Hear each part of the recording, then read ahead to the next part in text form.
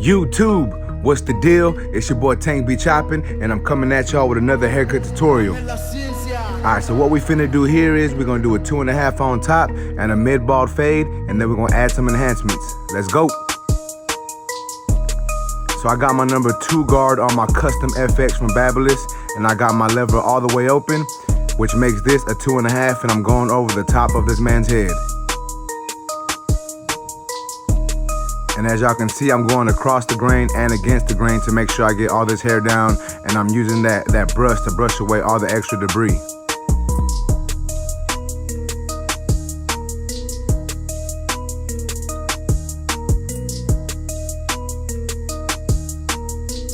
So right here on the side, I actually closed the lever, and I'm coming up right up to that parietal ridge and flicking out. And that's gonna help me when it comes to fading this hair in.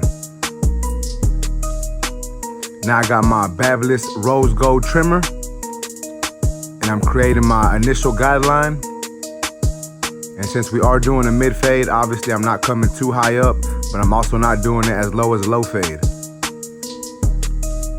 Remember, I do like to drop my fades slightly in the back, not too much, but just a little drop in the back, and I just feel it makes my haircuts look a little better. So also you can see where the C cup is. I did leave that a little darker, you can see that line right there, and the reason why I did that is so when we actually edge that part up, it stands out a little more, and I just think it makes the fade pop a little more. That's my reason for doing it. Now I am gonna enhance it a little bit, but I still decided to leave it just to make sure you can actually see it when you edge it up.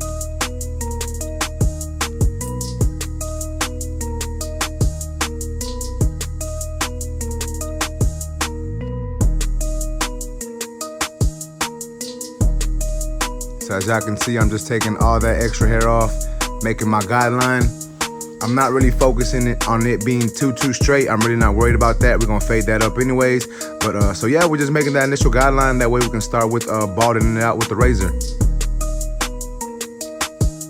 So now I got my Babyliss Rose Gold Shaver, and I'm just going over all that bottom part of the hair. I just want to get that down to the skin. So the closer I get to the top of this bald line, I'm actually relieving some of that pressure, and I'm actually doing a slight flick out motion. The reason why I do this is when you put more pressure onto the skin with the shaver, you're actually leaving it balder, and that flicking out motion helps to fade it up into the rest of the haircut. That's why I do it that way.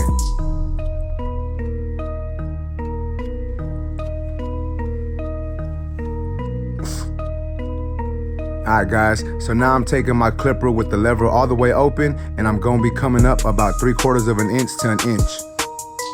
So this first line that y'all see me make, I'm actually gonna raise it up a little bit because I didn't feel it was big enough for me to use as my next guideline.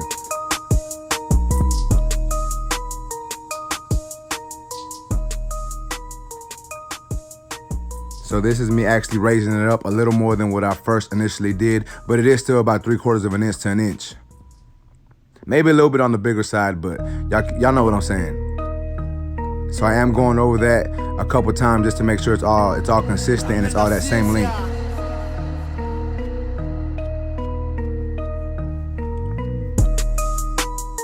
So now I adjusted my lever halfway closed, and I'm coming up right below what I just did. And remember guys, I am using a slight flick out motion. That way I don't create another guideline in between these two guidelines.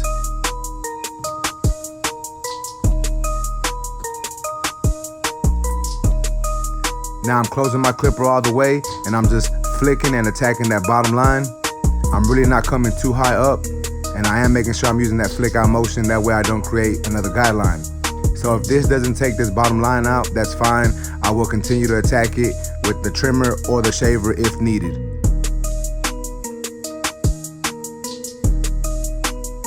Now I'm doing some slight detail work, so I did open my clipper all the way, and then I'm closing it halfway, and I'm just doing some slight detail work, attacking some spots that I feel need to be touched up. So now I got my number 1 guard on there, and I got my lever all the way open, and I'm coming up about another 3/4 of an inch, basically right around that parietal ridge, and I'm still flicking out. And remember guys, the reason for flicking out is to not create another harsh line. So yes, it will leave a line there, but it's not gonna be a hard line, because when you leave hard lines, those are harder to take out. So now I got my lever all the way closed and I'm attacking that bottom line of that guideline. Still using the flick out motion and I'm not coming all the way up.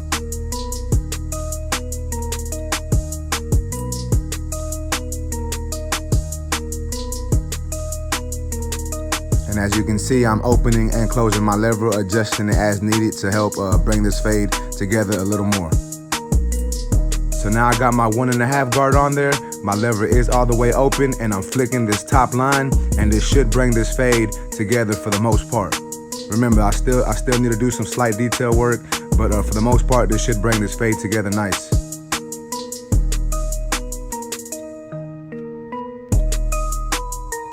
So the fade still looked a little rough, so as you can see, I closed my lever.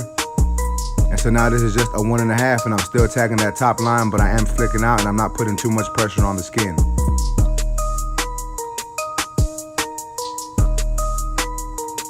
Alright, so this next step, I would normally take my 1/16 guard or my 0 guard and attack that bottom line, but I haven't been using it, so what I'm doing here is a little bit of corner blending.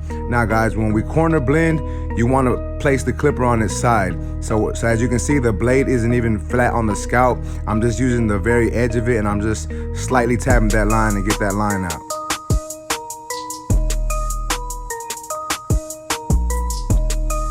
So now I'm trying to finish off this fade with some more detail work. I did close my lever slightly. And as you can see, I'm opening it now and I'm still doing some corner blending. You know, this is basically just some detail work right here. So I am adjusting that lever as needed to try to get rid of dark spots. And I'm attacking different parts of this fade with basically different techniques, laying the clipper flat or slightly tilting it just to get rid of these dark spots. So now I got my trimmer once again and I'm trying to take away this bottom line. So I'm just tapping it, and as you can see, I'm also using some corner blending on this part of the fade also.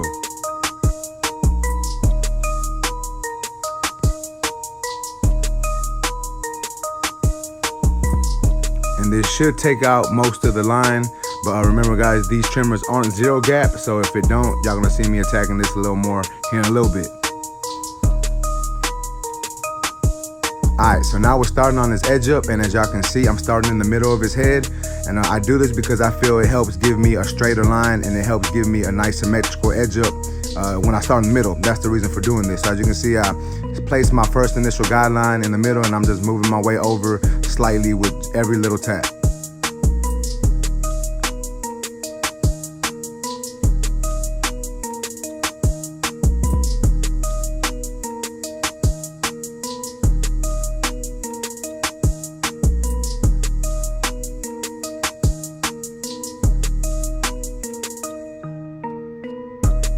Now we are working on the C cup. We want to give them a nice curve, but we don't want to push this hairline too far in.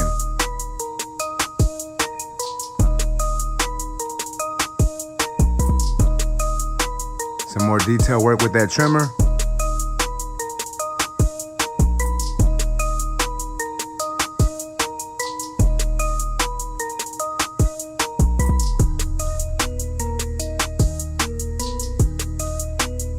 Alright, and now I got my clipper again and I'm just doing some more detail work. I'm going to be adjusting that lever and just attacking dark spots that I see that I need to get rid of. So sometimes to see these spots, guys, you're going to have to look at the haircut from a different angle, take a step back, you know.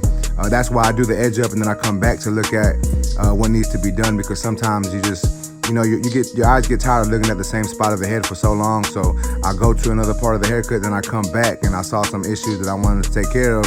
So that's what I'm doing now.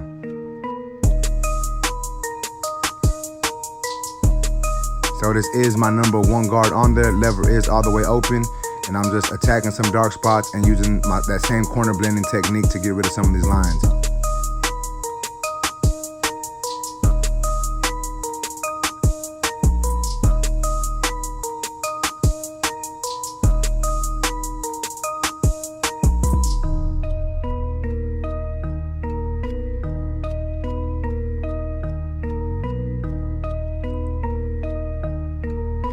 Remember guys, when it comes to doing this detail work, you can be as detailed as you want to be.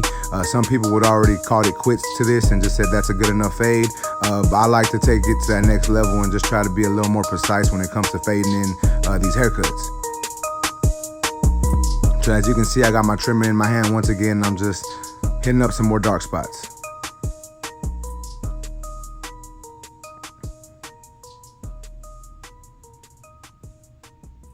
And I don't know if y'all can notice it, but there was a slight line, so I'm getting rid of it by going down with my shaver. So I'm tapping the line and going downwards. Alright, so just so y'all know, I did the exact same thing to the other side. Therefore, I didn't record it, but I am recording the back, but I did speed up this process. So I do want to take this time just to ask y'all if y'all can please smash that like button. If you haven't done so, please subscribe to the channel. I greatly appreciate it, guys. Y'all let me know what y'all think of this content. Let me know what y'all think of these clippers. Y'all just leave a comment down below, and I'll get back to you as soon as I can. I appreciate it. And yeah, man, like I said, I appreciate y'all for watching. It really means a lot to me. I'm on my way to like 1,000 subscribers. We ain't quite there yet, but we're getting there. And like I said, I appreciate every one of y'all. And if you haven't subscribed to the channel yet, I really strongly recommend that y'all do so. I greatly appreciate it, guys. All right, so getting back into this haircut. Basically, when it comes to the back of the fade, you're gonna do the same exact thing. So that's what I'm doing here. As y'all can see, I went through some of the steps, and now I'm just doing some detail work to get this fade to come together nicely.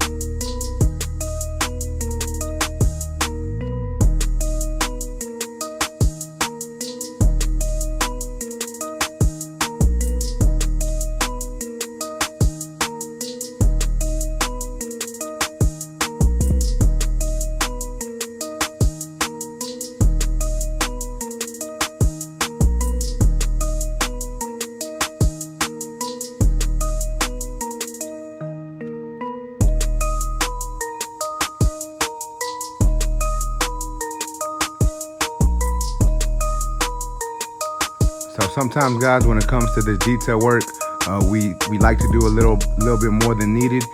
And that's just because you want to make sure it looks good, and that's basically what I'm doing here. Y'all probably looking at it like, dude, this fade's already done. What are you doing? I'm just being a little extra, making sure I give my client the best haircut that I possibly can.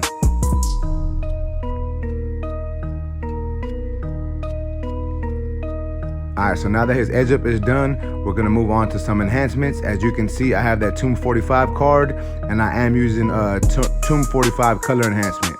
So I put it in my airbrush gun, and as you can see, I don't get too close to the hairline, and I just give a couple sprays. I'm just really enhancing what he already has. I'm not trying to give him a super crisp edge up that wasn't there. You know, his edge up was already there. I'm just enhancing it slightly. So I'm not adding too much, and I don't have the airbrush too close to the hairline. The closer it is, the more defined the line's gonna be, and I don't want it to look fake. I just want it to look, you know, nice and basically airbrush, because that's what I'm doing. But I want it to look, you know, I still want it to look natural, but I just want to give it a little darker effect just to make sure it pops and it makes this whole fade come together.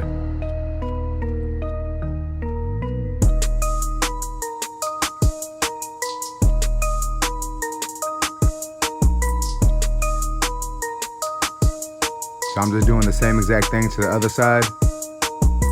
And like I said, I just give a few sprays. I don't hold it too close to the hairline either. And y'all can just basically see what I'm doing. It's hard to talk y'all through it. Y'all just really have to watch it and see how I'm doing it.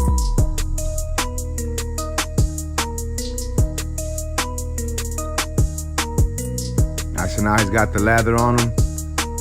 Place a nice little hot towel on him, and I'm gonna line him up with the razor. And the razor work, you're basically just following everything you did with the trimmer.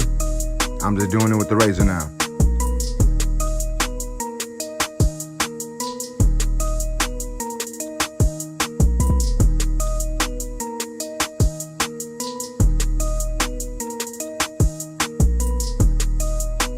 remember, guys, you do want to hold that razor flat, and you want to make sure you stretch the skin. That way you don't nick anybody, or it lessens the chance of nicking your client.